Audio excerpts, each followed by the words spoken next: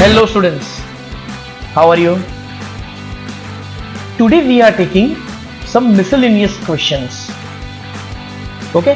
Question जब पढ़ेंगे तब ऐसा लगेगा कि बहुत टिपिकल है, हो नहीं पाता, लेकिन जिस मेथड से मैं करवा रहा हूं डैम श्योर आपको उसमें समझ में आएगा 110%. Okay? So let's start. In first question, you are given that zinc sulfate contains this much percent of zinc and remaining water of crystallization. अब स्टूडेंट्स ये वाटर ऑफ क्रिस्टलाइजेशन क्या है? चलो हम देखते हैं अभी. तो ZnSO4 उसके क्रिस्टल के अंदर सॉलिड सब्सटेंस के अंदर ही कुछ वाटर मॉलिक्यूल सेट है. शायद आपने ऐसे फॉर्मूला देखे होंगे BaCl2 6H2O, ZnSO4 actually it is 7H2O, FeSO4 5H2O, CuSO4 5H2O. Okay, इसको हम बोलेंगे वाटर ऑफ क्रिस्टलाइजेशन, कि उसके क्रिस्टल के अंदर ही वाटर मॉलिक्यूल सेट है. उसको हम टच करेंगे तो हमें वेट नहीं लगेगा, लेकिन जब पानी में डिसॉल्व करते हैं तो वाटर लेवल जितना हमने वाटर लिया है उससे वो बढ़ जाता है. तब पता चलता है कि ये वाटर ऑफ क्रिस्टलाइजेशन कुछ होता है. अगर उसके क्रिस्टल को हम हीट करते हैं तो अगर टेस्ट ट्यूब ने हमने हीट किया तो टेस्ट ट्यूब के ऊपर के पार्ट पे आपको कुछ वाटर ड्रॉपलेट्स दिखेंगे. ओके स्टूडेंट्स, तो इसको हम बोलेंगे water of crystallization.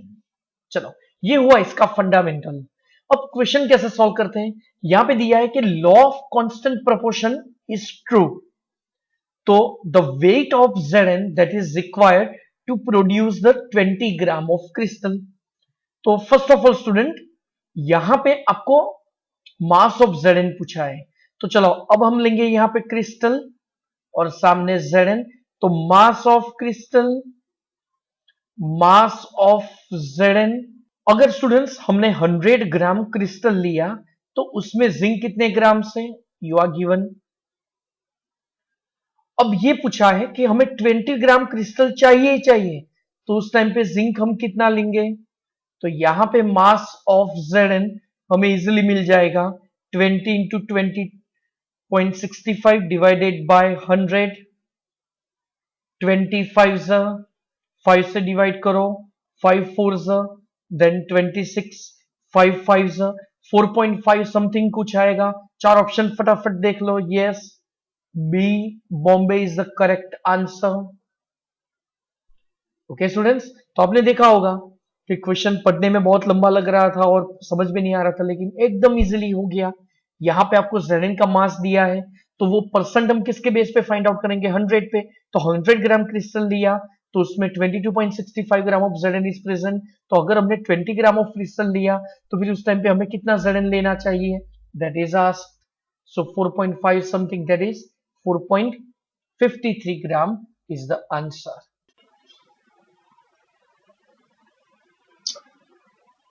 Next question. A sample of ammonium phosphate, उसका आपको फॉर्मूला दे दिया है NH4 thrice PO4, that is ammonium phosphate. It contains 6.36 moles of hydrogen atoms. तो number of moles of oxygen atoms कितने, ये आपको पूछा है. Atomic mass is are given to you. तो स्टूडेंट्स एक्चुअली इसकी जरूरत ही नहीं है. देखो यहां पे टोटल मुझे ये बताओ, अगर मैंने 1 मोल लिया तो इसमें नंबर ऑफ हाइड्रोजन एटम्स कितने हैं? तो देखो आपको दिख रहे हैं 4 3 12. तो यहां पे नंबर ऑफ हाइड्रोजन एटम्स ये है 12 and number of oxygen atoms ये है 4 इन 1 मॉलिक्यूल. अब स्टूडेंट्स अगर हमने मोल लिया तो सामने हम मोल लेंगे. देखो कैसे, कि इन 1 mole of substance in 1 mole of substance is ammonium phosphate. Number of moles of hydrogen 12. तो सामने के side number of moles of oxygen, तो वो कितने हैं देख लो 4.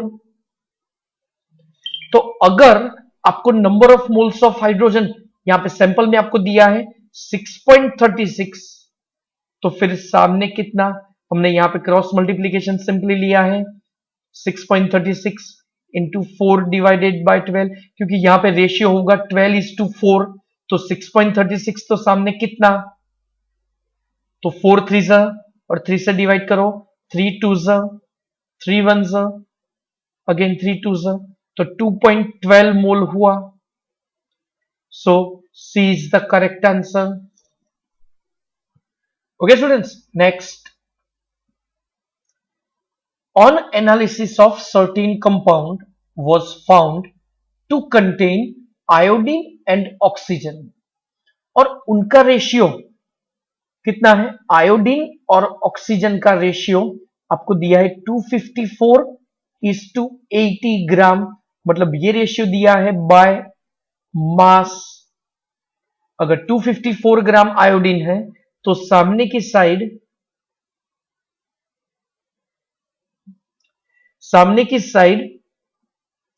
80 ग्राम ऑफ ऑक्सीजन दिया है. तो चलो बाय मोल रेशियो क्या होगा, मतलब दोनों के मोल्स, तो 254 डिवाइडेड बाय आयोडीन का एटॉमिक मास इज गिवन 127:80/16. तो चलो कितने मोल होंगे, 2 और सामने 5, 10. स्टूडेंट्स तो यहां पे मॉलिक्यूलर फॉर्मूला आपको मिल गया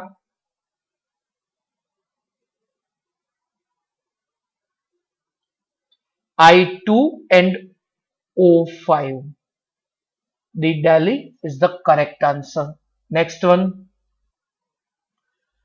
अब हम यहां पे एक पॉइंट ले रहे हैं, उसका नाम है acid base neutralisation.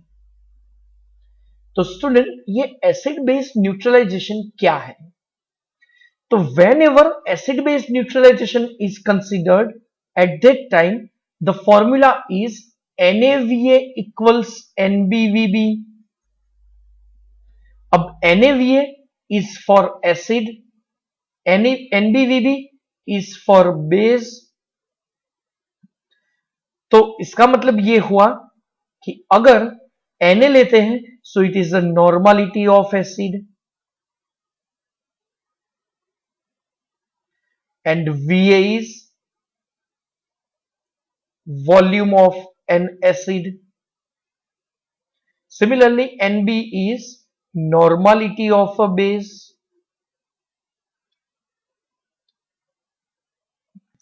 Volume of base is required for neutralization.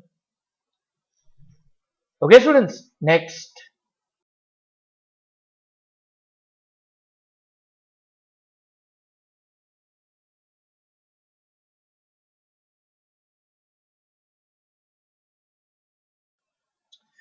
तो स्टूडेंट्स यहां पे हम फर्स्ट क्वेश्चन ले रहे हैं. The volume of 0.1 molar H2SO4 which is required to neutralize 30 ml of 2 molar NaOH solution. Students अभी हमने सीखा कि वेन एवर न्यूट्रलाइजेशन का क्वेश्चन आता है, एट दैट टाइम आपको कोई भी यूनिट दिया है कंसंट्रेशन का, but here always normality is considered. Okay, next. तो अब यहां पे Na क्या होगा, तो चलो H2SO4 के लिए फॉर्मूला है normality equals molarity into N factor. अब स्टूडेंट्स मोलारिटी आपको दे दी है 0.1 और N फैक्टर H2SO4 का 2, so it is 0.2 normal. See, it is 0.2 normal. Va is asked. Next.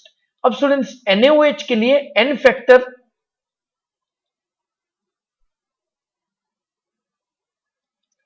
1 है, तो मोलारिटी उसकी दी है 2 और N फैक्टर 1, तो यहां पे हुआ 2 नॉर्मल. और उसका volume that is given to you 30 ml. See the question. Okay, so that Va equals 32 is 60 by 0.2, so it will be 30 and divided by 0.1, so overall the answer is 300 ml. Next question. In the next question you are given 25 ml of barium hydroxide. Students, barium hydroxide का formula है BaOH twice. उसका volume दिया है, मतलब Vb दिया है, B for base, और सामने HCl से टाइट्रेशन करते हैं और उसके लिए आपको दिया है उसकी नॉर्मालिटी, मतलब Na. अब देखो यहां पे आपको दिया है मोलारिटी. अब HCl की बेसिसिटी 1 है तो नॉर्मालिटी इज मोलारिटी, दोनों सेम ही होंगे. एंड उसका वॉल्यूम आपको दिया है 35 ml, मतलब Va is 35 ml. So student, again it's a very easy question. NaVa equals NbVb, और Nb आपको मिलेगा नॉर्मालिटी ऑफ बेस मिलेगा NaVa by Vb. तो Na यहां पे है 0.1, उसका वॉल्यूम 35 डिवाइडेड बाय Vb 25.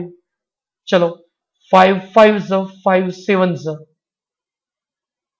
सो यहां पे 0.7 by 5 और मल्टीप्लीकेशन से आपको मिलेगा 0.14 नॉर्मल. अब स्टूडेंट आपको मोलारिटी पूछी है, तो for BaOH twice normality equals molarity into N, so that molarity equals normality by N factor, or normality is 0.14 और N factor for BaOH twice is 2. तो हमारा आंसर यहां पे होगा 0.07 molar. Okay, C is the correct answer. Next.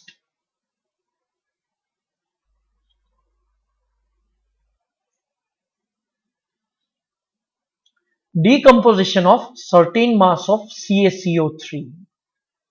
अगर इसका decomposition करते हैं by heating, then we are getting CaO and CO2. Okay, CO2 का आपको वॉल्यूम दिया है 11.2. सो डेसीमीटर क्यूब मींस लीटर, मैंने पहले समझा दिया है, और एट STP दिया है. अब स्टूडेंट्स याद हो तो 2.4 लीटर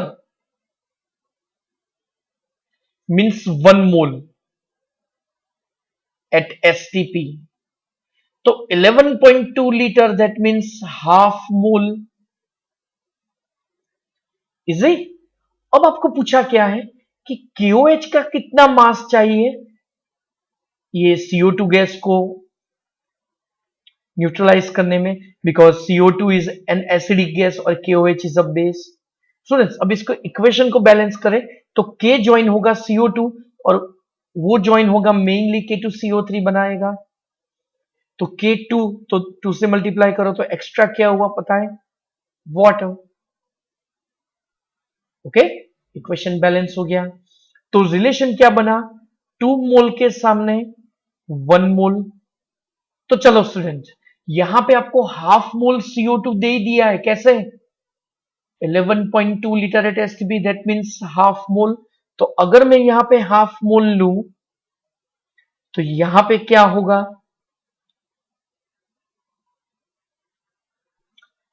तो स्टूडेंट्स यहां पे आएगा 1/2 इंटू 2, तो यहां पे आपको मिलेगा 1 मोल.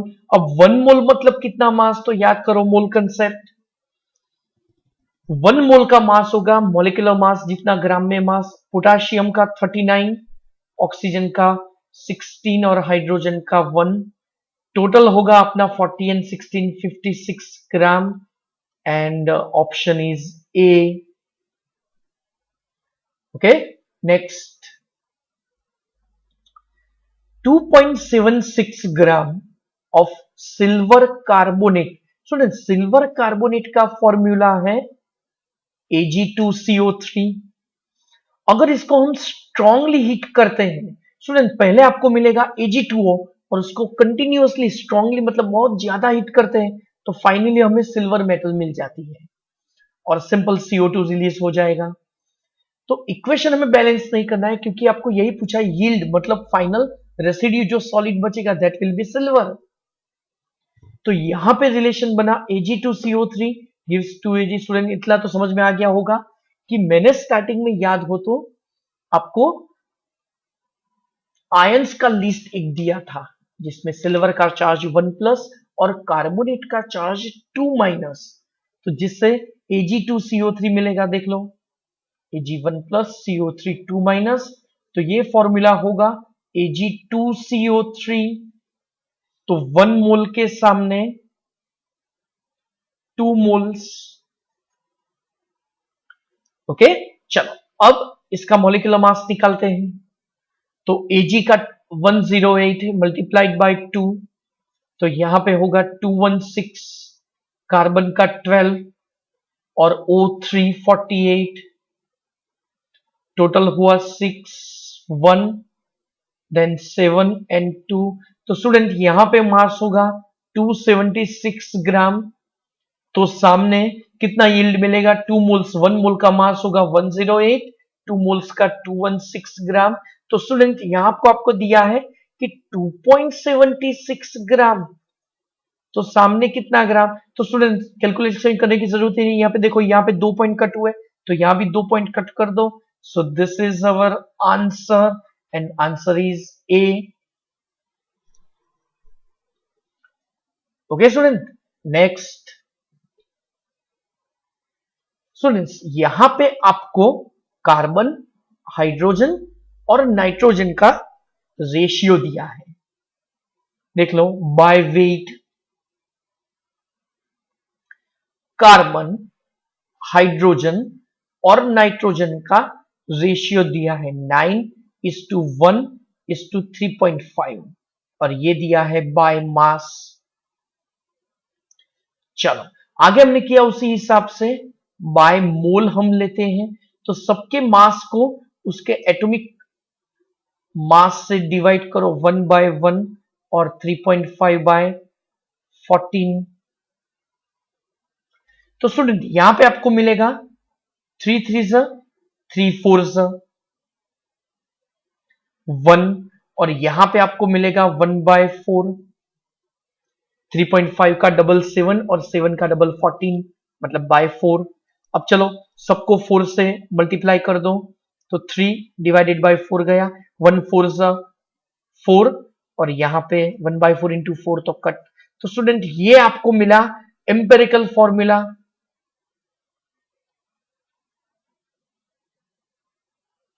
It is C3H4N1। अगर इसका मास लेंगे तो हमें मिलेगा एम्पेरिकल मास 12 3 36 प्लस 4, नाइट्रोजन का 14। तो स्टूडेंट्स यहां पे हुआ टोटल 54। अब मॉलिक्यूलर मास आपको दे दिया है, देख लो इट्स 108। ओके तो मॉलिक्यूलर मास 108, तो n कितना होगा molecular mass upon empirical mass 108 by 54 it is 2, so that molecular formula is double of empirical formula C3H4N का डबल तो C6H8NN2। C is the correct answer. Okay next sodium nitrate, तो उसमें से NO3 की reaction दी है आपको। On reduction with zinc, जब इसकी जिंक के साथ रिएक्शन होगी NaOH के प्रेजेंस में मतलब बेसिक मीडिया में देखो OH- दिया है तो आपको अमोनिया मिलता है। तो मास ऑफ सोडियम नाइट्रेट मतलब ये NO3 अगर 1 मोल इलेक्ट्रॉन एब्सॉर्ब करता है तो स्टूडेंट यहां पे रिलेशन क्या है NO3 तो सामने इलेक्ट्रॉन्स कितने 8, अगेन NO3 1 तो इलेक्ट्रॉन्स कितने 8, तो रिलेशन क्या हुआ 1 मोल के सामने 8 मोल ऑफ इलेक्ट्रॉन। ओके, और अब यहां पे रिलेशन बनेगा, देखो ऐसे कि अगर 1 मोल इलेक्ट्रॉन एब्जॉर्ब हो रहा है तो वो कितने NO3 1 माइनस आयन एब्जॉर्ब करेंगे स्टूडेंट्स, तो 1/8 mole of NO3 1 minus absorb करेंगे, and that is 1/8 mole of NaNO3। तो चलो अब इसका आपको मास फाइंड आउट करना है, तो mass equals mole into molecular mass. Student Na का एटॉमिक मास 23, नाइट्रोजन का 14 और ऑक्सीजन का 48, 16 3 48, 4 and 4 8, 85 ग्राम हुआ, तो 8 1 फिर 5 तो 0 पॉइंट, फिर 50 हुआ, 8 6 10.6 समथिंग, देखो एक ही ऑप्शन दिया है। Okay, so B is the correct answer.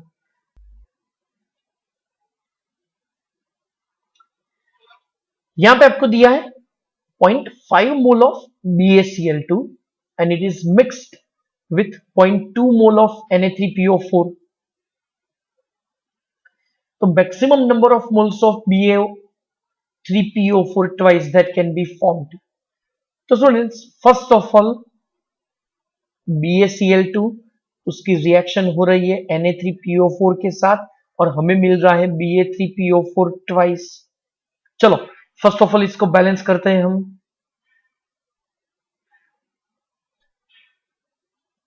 तो स्टूडेंट्स उसके लिए फर्स्ट ऑफ ऑल Ba3 दिया है, 3 से मल्टीप्लाई करो, PO4 2 दिया है, 2 से मल्टीप्लाई करो, जिससे आपको मिलेंगे 6Cl and 6Na। Equation is balanced now. अब आपको गिवन अमाउंट दी है, देखो कितनी 0.5 मोल ऑफ BaCl2 और 0.2 मोल ऑफ Na3PO4। तो अब स्टूडेंट हम लिखेंगे based on the reaction that is 3 moles stoichiometry हुई है, 3 moles of BaCl2 which are used to react with 2 moles of Na3PO4। तो अब ये 0.5 हम यहां पे डायरेक्टली ले रहे हैं क्योंकि just we want to calculate the limiting reagent. तो कितना होगा 0.5 इंटू 2/3, 0.5 का डबल 1/3, तो इतने mole that is 0.33 moles of Na3PO4 are required to react 0.5 mole, और दिया कितना है 0.2 दिया है और 0.33 तो होना ही चाहिए, तब जाके 0.5 कंप्लीट यूज हो गए। दैट मींस BaCl2 के तो 0.5 कभी यूज नहीं होंगे, so that limiting reagent is Na3PO4। फिर से देख लो एक बार, यहां पे हमें रिलेशन मिला 3 and 2, तो 3 के सामने 2 रिएक्ट कंप्लीट होंगे, तो 0.5 के सामने कितने, तो ये हमें आंसर मिला 0.33। ओके, Na3PO4 के 33 मोल्स हमें मिले। तो स्टूडेंट्स अब ये जो 0.33 हमें मिले हैं यहां पे, तो उसके सामने Na3PO4 0.2 दिए हैं और यूज होंगे 0.33, दैट मींस ज्यादा रिक्वायर्ड है 0.5 के लिए, तो मतलब BaCl2 के कंप्लीट यूज नहीं होंगे, तो ओवर Na3PO4 पे कंप्लीट होंगे। ओके, तो अब हमें रिलेशन मिला 2 Na3PO4, तो उसके सामने 1 Ba3PO4 ट्वाइस। तो स्टूडेंट्स अब यहां पे हम रिलेशन लेंगे 2 मोल्स, तो सामने 1 मोल। तो अगर 0.2 मोल्स है। खत्म बात। तो कितने 2 पे 1 तो 0.2 पे 0.1 mole and D is the correct answer. तो स्टूडेंट्स हमने यहां पे एकदम इजी क्वेश्चन लिए हैं वैसे, ओके, जिससे आपका फंडामेंटल क्लियर होगा। आई होप कि आपको वीडियो पसंद आया होगा। ओके स्टूडेंट्स, तो लाइक कीजिए, सब्सक्राइब कीजिए मेरी चैनल। Okay, good bye.